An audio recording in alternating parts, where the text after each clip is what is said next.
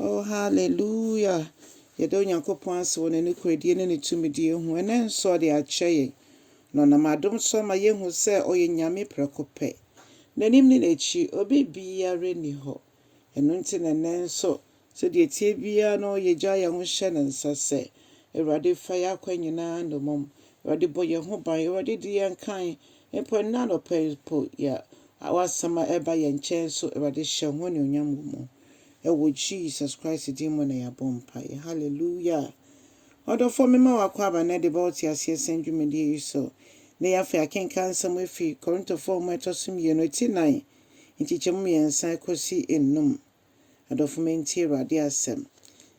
Na ɔse sɛ nti sɛ asɛmpa no ɛbɛtumi ehinta a ɛneɛ na ehinta ma ɔmo a ɔmo yera.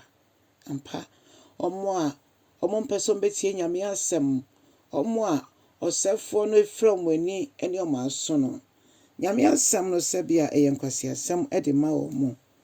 Ɛno nti ɔmo ɛna asɛm no esie ɔmo. Na Satan a ɔyɛ wiase nyinaa bosom no, wiase nyinaa nyame no, ɔno ɛna wafirafira nipa adwene a nipa ɛkeka nsɛm ahodoɔ nsɛm a ɛnsɛm fata ɛfa Onyankopɔn ɛne n'asɛm ho. Na saa nkurɔfoɔ yi ɛntimi ɛnhu Onyankopɔn ɛne onyam kanea no a asɛmpa no de brɛ yɛn no. Ɔmo nte aseɛ. Ɔmo nte Kristo Yesu ɛne onyam ho asɛm sɛ ɔno ɔyɛ Nyankopɔn. Ɔmo nte aseɛ. Ebi tumi ka sɛ ne onyam ɛsɛ ɛde ma Agya ne ɛde ama Ɔba no. Onim sɛ Onyankopɔn asɛm a yɛte aseɛ. Yesu sɛ me ne Agya no yɛyɛ baako. Na Yesu sɛ mete Agya no mu, na ɔno nso na mo nso mote me mu na me nso mete mo mu. Ne de kyerɛ sɛ ɔne Onyankopɔn yɛ baako ma yɛ koraa mpo a yɛyɛ nipa mpo. Watwe yɛn ɛde yɛn abata ne ho, ɛde yɛn ewura n'abusua mu. Wama yɛn tumi sɛ yɛnyɛ Onyankopɔn mma. Adɔfonom, wei saa asɛm a ɛɛde sei ɛna ɔsɛfoɔ no efira nipa bebree ni. Wefira ɔmo adwene ani sɛdeɛ ɛbɛyɛ a ɔmo ɛnte aseɛ. Na wagye ɔmo akɔ ɔsɛeɛ mu. Nanso megye di sɛ Onyankopɔn de me ne wo asi asase agya yɛ asase so sɛ yɛbɛbɔ mpaeɛ ne yɛde Nyame asɛm ama ɔmo a ɔmo ɛyera. Efisɛ sɛ obi ni Kristo a na nipa no wayera. Obi ni Kristo a na wayera.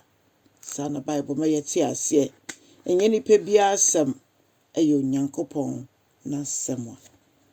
Afei ɔse moahu ne sɛ ɛnyɛ asɛm biara kɛkɛ ɛne yɛkɔ a yɛka kyerɛ mo anaasɛ yɛmma sɛ yɛbɛka yɛn ankasa yɛn ho nsɛm. Sɛdeɛ na Paul ɛkyerɛkyerɛ Korintofoɔ no mu no. Efisɛ na basabasayɛ bebree kɔ so wɔ asafo no mu. Sɛdeɛ na basabasayɛ bebree kɔ so wɔ Nyame asafo mu wɔ wiase nyinaa no. Awurade hu yɛn mmɔbɔ na ɔnam yɛn so ma ɔmgye wiase ma ne ho. Ɛkyɛn sɛ wiase bɛwia ne ho nkakra bɛhyɛ asafo no mu. Ɛnɛ wiase wia agyidifoɔ bebree, especially nam social media so. Nneɛma papa bebree wɔ social media so. Ɛna nneɛma bɔne bebree nso wɔ so. Nanso Nyame ba fa deɛ yɛ papa no. W'ani kɔbɔ deɛ ɛmfa na nhyɛ Nyame anuonyam mpakyɛw. Twifa so. Na ma Nyankopɔn ɛma yɛ akwankyerɛ ɛwɔ nea yɛyɛ nyinaa mu. Ɔse asɛm a yɛbɔ ho dawuro no, ne nyinaa fa Yesu Kristo ɔyɛ owura no ɛho. Na yɛn nyinaa nso yɛyɛ mɔnkoa ɛwɔ Yesu mu. Nti Kristo Yesu mu no, yɛde etwa sɛ yɛde ahobrɛaseɛ etu anamɔ, yɛde ahobrɛaseɛ ɛbɔ yɛn bra. Onyankopɔn nhyira yɛn na ɔndom boa yɛn. Onyankopɔn yɛ akɛseɛ na ɔmmie kwan ɛmfa nto baabi a kwan yɛn da. Na ɔma yɛhu n'ani onyam wɔ ɛnɛ da yi so. Awurade ne yɛsrɛ ne sɛ de yɛn kan ɛwɔ adwumadi a yɛbɛdi na ɛnɛ nyinaa mu. Na ma wo nokoredie ne wo tumidie ɛnkɔ so nyɛ kɛseɛ. Wo deɛ wotumi adeɛ nyinaa yɛ nti yɛsɛ nhyira ayɛyie ɛnkamfo ntonton ɛnka wo din. Yɛgya yɛn ho mo hyɛ wo nsa sɛ kyerɛ nea yɛnyɛ na yɛankɔfa kwan a ɛnhyɛ wɔ anuonyam mu. Yɛda wo ase ɛwɔ Jesus Christ din mu.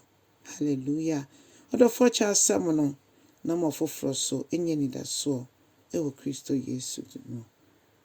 Afei, Onyankopɔn hyɛ wo na n'asomdwe ntena wo mu ɛnnɛ ne da nyinaa. Amen.